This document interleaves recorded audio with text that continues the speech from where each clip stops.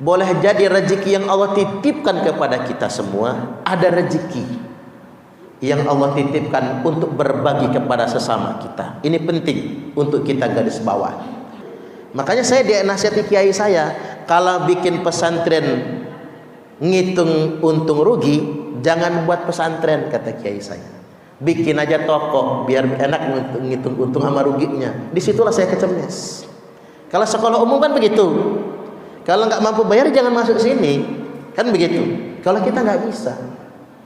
Sekali lagi, ada tawaran tanah itu sekitar 2000 meter.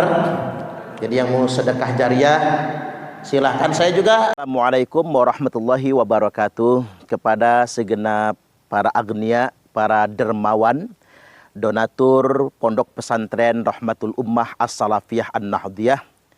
Pada kesempatan kali ini hendak saya kabarkan, kita sekarang ada di lokasi tanah yang akan kita beli sebagai wakaf jariah untuk pembangunan masjid dan gedung madrasah Pondok Pesantren Rahmatul Ummah As-Salafiyah An-Nahdiyah. Lokasi yang dimaksud adalah lokasi di mana tempat saya berdiri ini. Kita bisa lihat ke sana ada pohon-pohon kacang. Lokasi ini dengan bentangan lebar 20 meter, ditarik ke sini hingga 100 meter lebih.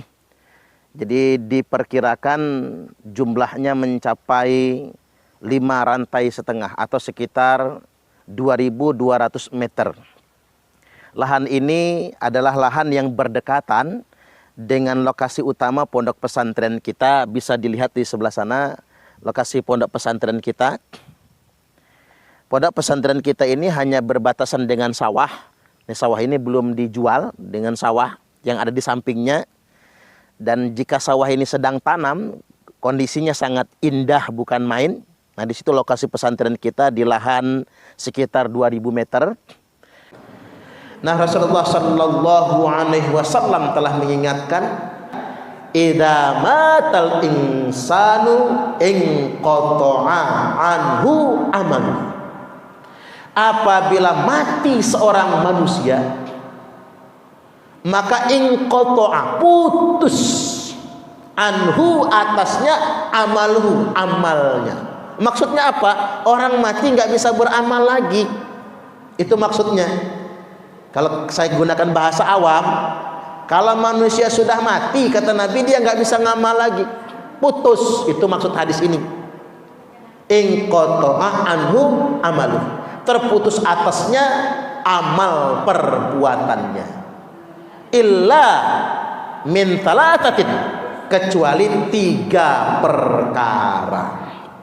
Kecuali 3 perkara. Apa itu? Shadaqatin jariyatin, sedekah jariah. Jadi kalau kita pernah sedekah jariah, maka walaupun kita sudah mati, kita dihitung masih terus beramal walaupun sudah mati. Mengapa begitu? Karena sedekah kita masih bermanfaat. Dan ulama sepakat, sedekah jariah yang abadi adalah tanah, wakaf tanah. Wakaf bangunan masih bisa rusak, betul nggak kira-kira? Tapi kalau wakaf tanah abadi sampai kiamat, nggak akan pernah berubah kalau wakaf tanah. Makanya sedekah jariah yang paling abadi itu wakaf tanah. Kamu ditimbang, alangkah beratnya timbangannya ya Bu. Tanah itu kalau ditimbang, digali sampai dasar bumi yang ke-7, lalu ditimbang, dikalikan 700 kali lipat. Telah sedekah jariah yang abadi nilainya di sisi Allah Subhanahu wa taala. Yang kedua, aw ilmin yuntafa'u bih, atau ilmu yang bermanfaat. Nah, kan ngajar ini luar biasa. Itulah fadilahnya jadi pengajar, menjadi muallim yang membimbing ilmu. Karena apa yang ibu dapatkan dari saya, lalu ibu amalkan, saya juga dapat pahalanya, terus mengalir. Ibu mengajarkan lagi, saya tetap mendapatkan pahalanya. Makanya apa yang kita dapatkan di pengajian ini kita sampaikan lagi, ibu-ibu pun akan mendapatkan manfaatnya. Aw ilmin yuntafa'u bih, atau ilmu yang bermanfaat. Nah, Kemudian yang berikutnya yang ketiga, au waladin sholihin yad'ulah, atau anak yang solih yang senantiasa mendoakannya. Itulah banyak yang salah kaprah, yang nyampe cuman doa anaknya, kalau bukan anaknya nggak nyampe doa. Ya udah terserah, laki mati ibu-ibu gak usah berdoa. Ngapa bu nggak doa, nggak nyampe doa gua kan bininya bukan anaknya. Begitupun bini mati, suami nggak usah doa begitu. Ngapa pak nggak doa? Ya nggak nyampe lah, yang nyampe ke doa anaknya. Saya kan bukan anaknya, suaminya. Umpama ya bu, itu kan jelas kalimat awalnya ingqata'a anhu amalu, terputus atasnya amal perbuatannya. Doa anak yang soleh dianggap perbuatan orang tua, perbuatan yang bersangkutan. Tapi doa orang lain juga nyampe. Di situ tidak dikatakan min amali ghairihi, dari amal orang lain terputus, tapi amalnya sendiri. Itu maksudnya anak yang soleh juga jika nggak mendoakan, dikhawatirkan nggak nyampe apa yang dia lakukan untuk orang tuanya. Nah, sedangkan di bab yang lain, sampaikah amalan orang lain untuk orang yang sudah mati? Jawabannya sampai, tapi ada syarat. Satu, harus diniatkan. Dua, didoakan. Makanya kalau kita ngirim pahala, bahasa kita itu ngirim pahala ya, untuk orang lain itu harus diniatkan dan harus didoakan, baru nyampe dia. Misalnya contoh, kita sedekah jariyahnya untuk yang sudah meninggal dunia, itu harus diniatkan, harus didoakan, karena dia masuk dalam kategori min amali ghairihi. Doa dan niat bisa bahasa Indonesia. Ya Allah, saya niat wakaf tanah ini atas nama suami saya, atas nama istri saya, atau atas nama orang tua saya. Karena sedekah jariyah yang dikerjakan oleh orang hidup untuk orang yang sudah wafat meninggal dunia diniatkan dan didoakan. Termasuk membaca Al-Quran. Ulama sepakat membaca Al-Quran pahalanya nyampe untuk orang mati, tapi syaratnya harus diniatkan atau didoakan. Kalau tidak diniatkan, tidak didoakan, bisa nyampe. Yang penting bacanya di samping kuburan. Makanya bagusnya ibu-ibu kalau malam Jumat itu biar yasinnya langsung nyampe, yasinannya di kuburan. Waduh, itu masalahnya orang Indonesia ini penakut bu, takut ketemu kuntilanak sama genderuwo. Nah, karena kita takut ketemu kuntilanak sama genderuwo, kita doakan dari rumah baca yasinnya.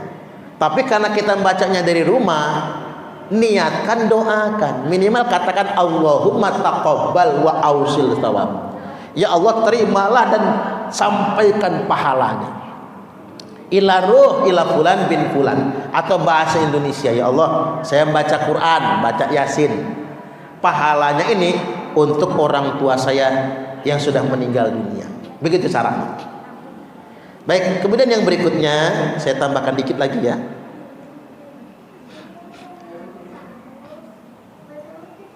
Sebentar.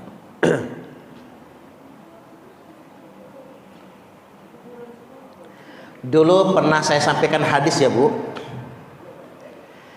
yakni Rasulullah sallallahu alaihi wasallam telah bersabda, sab'un yajri lil abdi ajrahunna wa huwa fi qabrihi ba'da mautihi. Ada 7 perkara, kata Nabi, ini sabda Nabi, yang pahalanya terus mengalir kepada seorang hamba, wa huwa fi qabrihi, sedangkan dia sudah dikubur, ia sedang di dalam kuburnya, ba'da mautihi, tentunya ini setelah kematiannya. Jadi seorang hamba ini sudah mati, sudah dikubur, pahalanya terus mengalir. Selain yang 3 tadi itu disebutkan, di hadis ini disebutkan 7 hal yang terus mengalir. Yakni yang pertama, man 'allama ilman, barang siapa yang mengajarkan ilmu. Makanya jadi guru itu enak. Ketika guru itu mengajarkan ilmu dengan ikhlas, ilmunya manfaat, walaupun sudah mati, pahalanya terus akan mengalir buat si guru. Makanya guru mesti ikhlas. Makanya jadi guru di akhir zaman ujiannya berat, karena sudah diganti sama bisaroh. Gaji, sertifikasi, bisaroh. Kalau ustadz mah bisaroh, angpau bahasa kasarnya. Kan begitu. Ini diuji keikhlasan. Diujinya saat tidak dikasih angpau. Itu diujinya itu. Karena khawatir pahalanya habis sampai di situ. Tapi mudah-mudahan tidak ya. Karena ilmu yang manfaat itu kalau mau diuangkan tak ternilai dengan uang seharga apapun. Mudah-mudahan ilmu yang manfaat bisa menolong kita semua. Allahumma amin. Tapi penting untuk menjaga niat.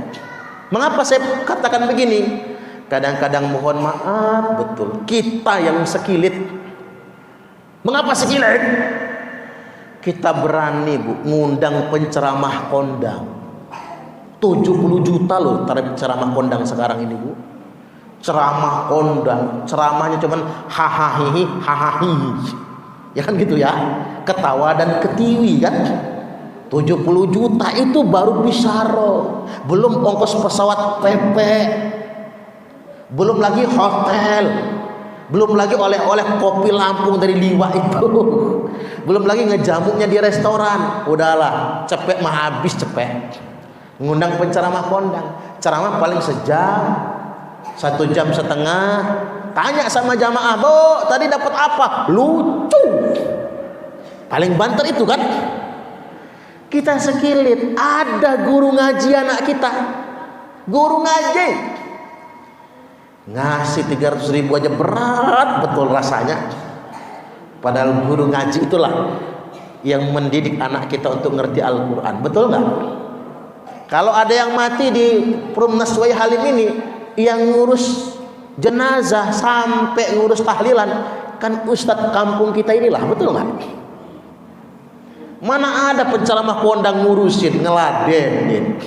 Tuh, ini penting bagi saya untuk mengingatkan kepada diri saya dan kita semua tentunya.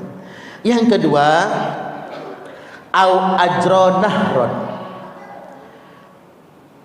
atau dan orang yang mengalirkan sungai. Termasuk itu ya bu, walaupun pakai duit negara. Pak Presiden Soeharto bikin irigasi di mana metro kan, Preng Sewu misalnya, itu pahalanya terus mengalir. Karena gara-gara irigasi itulah Preng Sewu sejahtera, metro sejahtera kan begitu. Jadi kaya semua. Karena tanah 1 hektar ditanamin kebun, hasilnya nggak seberapa. Begitu tanah 1 hektar jadi sawah, sugih yang punya sawah. Nah ini mengalirkan air itu pahalanya besar sekali. Kemudian yang berikutnya, au hafara bi'ron, atau bikin sumur. Nah makanya saya lihat ibu-ibu kok demen banget kalau suruh nyumbang sumur ya. Oh ternyata gara-gara hadis ini ternyata. Bu nyumbang sumur, pokoknya kalau sudah saya rilis nyumbang sumur cepet banget pengajian Muhajirin sama Aisyah ini. Pokoknya ada aja duitnya itu kan. Oh ternyata dari hadis ini pahalanya terus mengalir sampai hari kiamat nantinya. Kemudian yang berikutnya al-gharasan nakhlan, atau menanam pohon berbuah. Kalau di sana dulu apa? Kurma. Makanya Abdurrahman bin Auf banyak bikin kebun kurma lalu diwakafkan kurma. Kalau orang Sumatera apa? Duku. Kalau mau tahu mengapa orang Sumatera tanam duku, bukan untuk usaha dulu bu, untuk piil kalau kata orang Lampung. Untuk piil, kalau punya kebun duku, sugih dia. Kalau sudah punya kebun duku berarti dia sugih. Dan begitu panen duku dibagiin, sekampung orang nyicip duku. Nah, cuman karena anak cucunya udah butuh duit sekarang nggak bisa diborongin sama anak cucu gitu. Makin tua umur duku itu makin manis dia. Makanya duku-duku Komering mengapa manis? Karena usianya memang tua ya Bu. Belum lagi tanahnya memang cocok sedemikian rupa. Maka nanamlah pohon berbuah. Walaupun kita nggak tahu kapan dia akan memanen hasil. Boleh jadi bukan kita tapi anak cucu kita. Begitupun orang tua kita dulu nanam duku, nggak pernah mikir nyicip dukunya. Tapi anak cucunya sekarang yang nyicip duku tersebut. Kemudian yang berikutnya aubana masjidan atau membangun masjid. Membangun masjid pahalanya kekal. Makanya masjid ini selamanya, Masjid Al-Muhajirin ini akan jadi masjid. Tanahnya tanah masjid. Makanya kalau sudah diwakafkan nggak bisa alih fungsi. Tanah masjid dialih fungsikan jadi pasar nggak bisa selamanya. Namanya wakaf. Dan saya perlu sampaikan juga, tidak ada istilah ahli waris wakaf yang masih intervensi, nggak boleh, dosa. Tanah wakaf itu bukan punya Parman, bukan punya siapa-siapa ya Bu, punya Allah dan Rasulnya. Kalaupun yang berwenang untuk mengambil alihnya pemerintah, karena pemerintah adalah turunan daripada hierarki Allah dan Rasulnya. Makanya sekarang kita bersyukur sertifikasi wakaf itu kan nggak ada biayanya. Ya gimana mau dibiayain? Tanah itu tidak ada yang menguasainya. Makanya saya ingin ingatkan, sekolah yang didirikan di atas tanah wakaf nggak boleh komersil, dosa, nggak boleh komersil. Pesantren juga begitu. Kalau didirikan di atas tanah wakaf nggak boleh komersil, kecuali di atas aset pribadi. Sekolah misalnya, apapun nama sekolahnya. Yayasan Al-Muhajirin misalnya bikin sekolah, tiba-tiba komersil mahal sekali biayanya, itu tidak boleh kalau dia berdiri di atas tanah wakaf. Ini harus penting, harus kita ketahui. Kalau mau dikomersikan jangan wakaf, namanya hibah namanya. Jadi begitu. Baik, kemudian yang berikutnya awarrosa mushafan atau mewariskan mushaf. Makanya saya kalau kebutuhan santri untuk beli mushaf talaki Al-Quran, nggak pernah beli pakai anggaran pondok, cukup saya share sama ibu-ibu, cukup balah turah-turah lebih-lebih Bu. Karena ibu-ibu ini ternyata demen banget kalau mushaf Al-Quran ya. Jadi itu cepat karena itu warisan. Kemudian yang berikutnya, yang terakhir autaraka waladan yastaghfiru lahu ba'da mautihi, atau orang yang meninggalkan anak keturunan, yang anak keturunan itu anak yang solih dan solihah, yang senantiasa mendoakan orang tuanya setelah wafatnya orang tuanya, pun pahalanya akan mengalir. Jadi demikian, kita buka dulu tanya jawab, saya persilahkan. Kami adalah Laskar Sabilillah, pecinta Wali Songo dan para anbiya, pewaris peradaban Islam di Nusantara hingga berkibar bangsa Indonesia.